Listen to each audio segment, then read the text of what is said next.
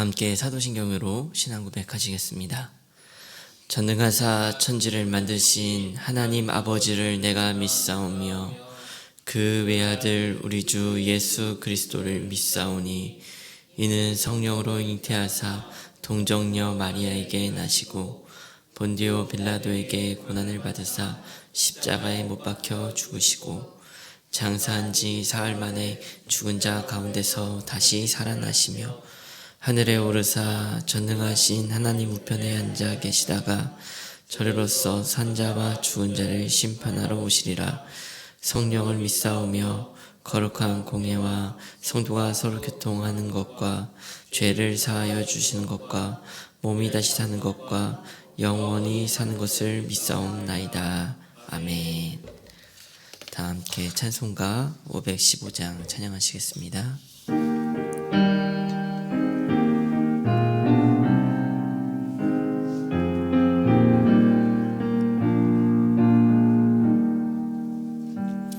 눈을 들어 하늘 보라. 어지러운 세상 중에 곳곳마다 상한 영의 탄식 소리 들려온다. 빛을 잃은 많은 사람 길 잃고 헤매이며 당자처럼 기지나니 믿는 자여 어이할고 눈을 들어 하늘 보라. 어두워진 세상 중에 외치는 자 많건만은 생명수는 말랐어라. 죄를 대속하신 주님 선한 일꾼 찾으시나. 대답하리 어디 나 믿는 자여 어이할고 눈을 들어 하늘 보라. 살아계신 주 하나님 약한 자를 부르시며 하늘 뜻을 전하셨다. 생명수는 홀로 예수 처음이요 나중이라. 주님 너를 부르시나 믿는 자여 어이할고 눈을 들어 하늘 보라. 다시 사신 그리스도 만 백성을 사랑하사 오래 참고 기다리네. 인내하신 우리 구주 의의 심판하시는 날 곧 가까이 임하는 내 믿는 자여 어이할고.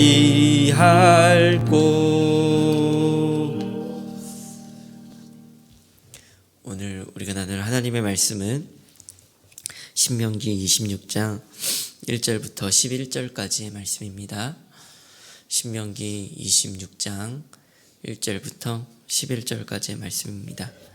교독하여 읽도록 하겠습니다. 내 하나님 여호와께서 내게 기업으로 주어 차지하게 하실 땅에 내가 들어가서 거기에 거주할 때에 하나님 여호와께서 내게 주신 땅에서 그 토지의 모든 소산의 만물을 거둔 후에 그것을 가져다가 광주리에 담고 내 하나님 여호와께서 그의 이름을 두시려고 택하신 곳으로 그것을 가지고 가서 그때의 제사장에게 나아가 그에게 이르기를 내가 오늘 당신의 하나님 여호와께 아뢰나이다. 내가 여호와께서 우리에게 주시겠다고 우리 조상들에게 맹세하신 땅에 이르렀나이다 할 것이요. 제사장은 내 손에서 그 강주리를 받아서 내 하나님 여호와의 제단 앞에 놓을 것이며 너는 또 내 하나님 여호와 앞에 아뢰기를 내 조상은 방랑하는 아람 사람으로서 애굽에 내려가 거기에서 소수로 거류하였더니 거기에서 크고 강하고 번성한 민족이 되었는데 애굽 사람이 우리를 하여 우리를 괴롭히며 우리에게 중노동을 시키므로 우리가 우리 조상의 하나님 여호와께 부르짖었더니 여호와께서 우리 음성을 들으시고 우리의 고통과 신고와 압제를 보시고 여호와께서 강한 손과 편팔과 근육과 이적과 기사로 우리를 애굽에서 인도하여 내시고 이곳으로 인도하사 이 땅 곧 젖과 꿀이 흐르는 땅을 주셨나이다. 여호와여 이제 내가 주께서 내게 주신 토지 소산의 만물을 가져왔나이다 하고 너는 그것을 내 하나님 여호와 앞에 두고 내 하나님 여호와 앞에 경배할 것이며 함께 읽도록 하겠습니다. 내 하나님 여호와께서 너와 내 집에 주신 모든 복으로 말미암아 너는 레위인과 너희 가운데 거류하는 객과 함께 즐거워할지니라. 아멘. 오늘 우리가 함께 읽은 이 본문은 가나안 땅에서 농산물을 이제 첫 수확을 하고 첫 열매를 하나님께 드리는 그 예배에 대해 기록하고 있습니다. 이 말씀에는 독특한 점이 하나 있는데요. 그것은 아직 아무것도 없다는 것입니다. 신명기는 우리가 잘 알고 있듯이 가나안 땅에 들어가기 전에 있었던 그 이스라엘 백성들에게 한 말씀입니다. 그러니 당연히 아직 열매를 맺은 것도 없습니다. 그러나 본문이 들려주는 것은 가나안 땅에 들어갈 뿐 아니라 첫 열매를 수확하고 예배드리는 그 상황까지 가정하고 있는 것입니다. 그러나 만약 이스라엘 백성들이 만약 가나안 땅에 들어가거든 하면서 이렇게 불확실한 미래의 이야기를 듣는 것이 아니라 이스라엘 백성들은 지금 하나님의 약속을 믿으며 그 말씀 앞에 서 있습니다. 오늘 우리도 그 하나님의 약속의 말씀 가운데 서는 우리가 되기를 간절히 소망합니다. 오늘 우리가 함께 본문을 통하여 나누고 싶은 묵상의 질문이 두 가지가 있는데요. 첫 번째 질문은요, 묵상의 질문은 나는 무엇을 고백하는가 하는 것입니다. 사랑하는 성도 여러분, 얼마나 믿음의 고백을 하면서 살아가십니까? 오늘 말씀은 만물, 그러니까 첫 소실을, 첫 열매를 거두고 하나님께 예배를 드릴 때에 가장 먼저 신앙 고백을 해야 한다라고 말씀하고 있습니다. 사실 첫 소실을 하나님께 드리는 이유가 무엇입니까? 그 안에 의미가 담겨져 있습니다. 첫 것을 드린다는 것은요, 단순히 첫 번째 것 하나를 하나님께 드리는 것이 아니라 모든 것을 드린다라고 하는 의미를 가지고 있습니다. 나의 것, 나의 모든 것을 하나님께 드린다는 것입니다. 그런데 오늘 말씀은요, 거기에서 하나 더 나아갑니다. 실제적인 신앙의 고백이 있습니다. 이스라엘 백성들은 첫 열매를 거두고 그것을 광주리에 담아서 아직은 정확한 위치는 모르지만 하나님께서 지정하신 중앙성소에 가서 제사장을 만나서 고백을 하게 됩니다. 3절은 이렇게 기록을 하고 있습니다. 그때 제사장에게 나아가 그에게 이르기를 내가 오늘 당신의 하나님 여호와께 아뢰나이다. 내가 여호와께서 우리에게 주시겠다고 우리 조상들에게 맹세하신 땅에 이르렀나이다 할 것이요. 이렇게 고백을 하는 겁니다. 하나님께서 주리라고 약속하신 맹세하신 그 땅에 우리가 왔습니다 라고 고백을 합니다. 그러면서 제사장이 그 바구니를 받아서 제단 앞에 놓습니다. 그러면 이제 하나님 앞에서 신앙 고백을 또 합니다. 그 신앙의 고백이 5절부터 10절까지 기록이 되어져 있는데요. 이 신앙의 고백은 단순히 하나님께서 주신 이 열매에 대한 감사의 내용이 아니었습니다. 5절은 이렇게 기록하고 있는데요. 너는 또 내 하나님 여호와 앞에 아뢰기를 내 조상은 방랑하는 아람 사람으로서 애굽에 내려가 거기에서 솥으로 거류하였더니 거기에서 크고 강하고 번성한 민족이 되었는데, 여기서 아람 사람은요 야곱을 의미하는데요. 실제 아람 사람은 아니지만 외삼촌 라반의 집에서 오랜 생활 동안 있었고요. 그 외삼촌이 그 아람 사람이었고 또 아람 여인이었던 레아와 라헬과 결혼했기 때문에 이제 아람 사람이라고 지칭합니다.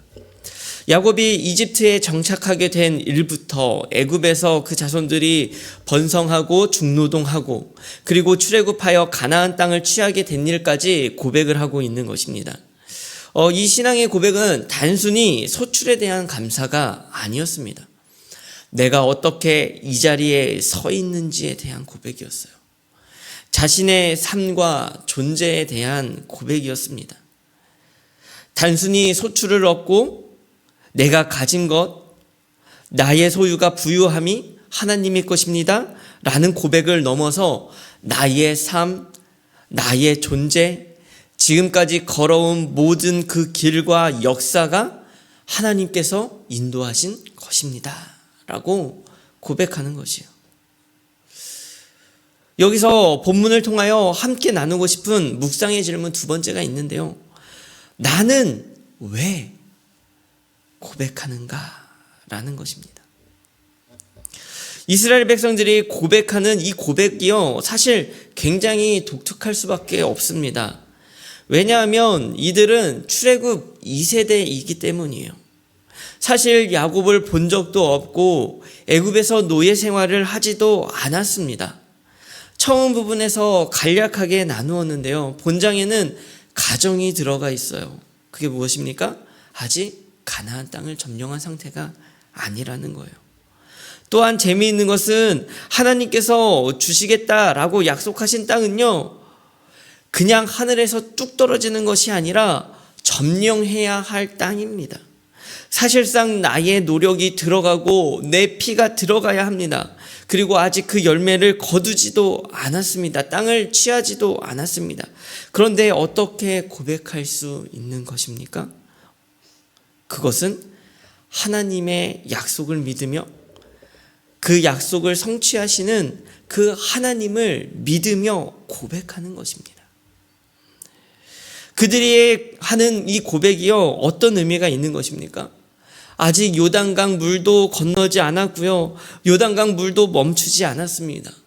거대한 여리고성도 무너지지 않았는데요, 그들이 하는 고백이 어떻게 되어지는 것입니까? 그 모든 것은요, 하나님의 약속에 근거한 것이었습니다. 창세기 15장에서 하나님은 아브라함에게 약속하셨습니다. 너에게 상속자를 주고 가나안 땅을 줄 것이다. 그때 아브라함은 하나님께 질문을 하였습니다. 창세기 15장 8절인데요. 이렇게 기록하고 있습니다. 그가 이르되 주 여호와여, 내가 이 땅을 소유로 받을 것을 무엇으로 알리이까? 아브라함의 이 질문에 하나님께서는 미래의 역사들을 말씀하신 후에 보여주신 것이 있어요. 그것이 창세기 15장 17절의 말씀에서 드러나는데요. 이렇게 기록합니다. 해가 져서 어두를 때에 연기나는 화로가 보이며 타는 횃불이 쪼갠 고기 사이로 지나더라. 하나님께서 친히 쪼갠 고기 사이로 지나가셨습니다. 쪼갠 고기 사이로 지나가는 것은 고대 근동의 계약 방식 중 하나인데요. 동물을 갈라놓고 계약의 당사자들이요, 그 사이를 지나갑니다. 그런데 이게 어떤 의미가 있냐면, 그 약속을 지키지 않는다면 이쪽엔 고기처럼, 이쪽엔 동물처럼 될 것이다 라고 하는 일종의 맹세의 서약이었습니다. 그런데 하나님께서 그것을 그렇게 하시는 거예요. 심지어 원래는 둘이 지나가야만 하는데 둘만 지나가고, 그러니까 하나님께서만 지나가시고 아브라함은 지나가지 않았다라는 겁니다. 하나님의 일방적인 약속이었습니다. 하나님께서 땅과 후손을 주시겠다고 약속하셨고 스스로 책임과 의무를 부여하셨어요. 이스라엘 백성들의 신앙 고백이 진실된 고백이 될 수 있는 것은요, 하나님의 약속에 근거한 것이기 때문이었습니다. 그들의 신앙 고백은 하나님의 약속과 그것을 성취하신 하나님, 그리고 앞으로 계속해서 성취해 가실 하나님에 대한 신앙 고백이었습니다. 사랑하는 성도 여러분, 우리가 왜 하루하루 하나님께 고백하며 나아가야 합니까? 그것은 우리가 하나님의 약속 안에 거하기 때문입니다. 단순히 오늘 좋은 일이 있고 단순히 오늘 행복한 것이 우리의 삶의 중심이 아니기 때문입니다. 우리의 삶의 오늘의 위치는 하나님의 약속 그 한가운데 있는 것이에요. 그것이 우리의 삶의 위치라는 것입니다. 부유한 돈다발 그 한가운데 있는 것이 아니고요, 내 사업이 번창하는 그 번성함 가운데 있는 것이 아니라 우리의 삶은, 우리의 존재는, 우리의 인생은 하나님의 그 약속하심의 한 복판에 서 있다라는 것입니다. 하나님께서 아들 예수 그리스도를 왜 보내셨습니까? 우리에게 주시는 구원의 약속 때문 아닙니까? 그것이 우리의 삶의 한 복판에 있는 것 아닙니까? 나의 상황이 나의 고백의 근거가 아닙니다. 나의 믿음조차 나의 고백의 근거가 아닙니다. 우리의 믿음은 끊임없이 흔들리잖아요. 그래서 고백도 흔들리잖아요. 오직 변하지 않는 것, 하나님의 약속, 하나님의 그 약속이 나의 고백의 근거가 되어지는 것입니다. 여러분, 우리의 삶에 하나님의 약속에 대한 진정한 신앙의 고백이 있습니까? 내가 받은 것, 내가 누리는 것을 넘어서 하나님의 약속이 내 삶의 성취가 되어질 것이라고 하는 그 신앙 고백이 우리의 삶에 있습니까? 그럴 때, 우리가 그 신앙 고백을 할 때 우리가 누리는 그 모든 것, 우리가 있는 그 자리가 하나님의 그 약속의 한복판임을 우리가 더욱더 믿으며 나아갈 수 있을 줄 믿습니다. 오늘도 하나님의 약속 한가운데서 하나님 앞에 우리의 믿음을, 그리고 우리의 고백을 하나님께 올려드리는 그러한 하루가 되어지기를 간절히 소망합니다. 우리 함께 말씀을 기억하며 기도했으면 좋겠습니다. 우리 첫 번째 기도하실 때는 지금까지 걸어온 모든 발걸음을 이끄신 하나님의 그 인도하심에 감사하며 고백하게 해소서라고 기도했으면 좋겠고요. 두 번째로 기도하실 때는 약속을 성취하시는 하나님을 신뢰하며 하루하루 믿음의 여정을 걷게 해달라고 기도했으면 좋겠습니다. 마지막 교회를 위해 기도하실 때는 오늘은 14여 다락방을 위하여 기도하는 날입니다. 다락방 모임이 세상과 구별된 공동체가 되어 성령님의 일하심을 늘 경험하게 해달라고 그렇게 14여 다락방을 위하여서 우리 모든 다락방들을 위하여서 함께 기도하며 나아가도록 하겠습니다. 기도로 나아가시겠습니다. 기도하시겠습니다.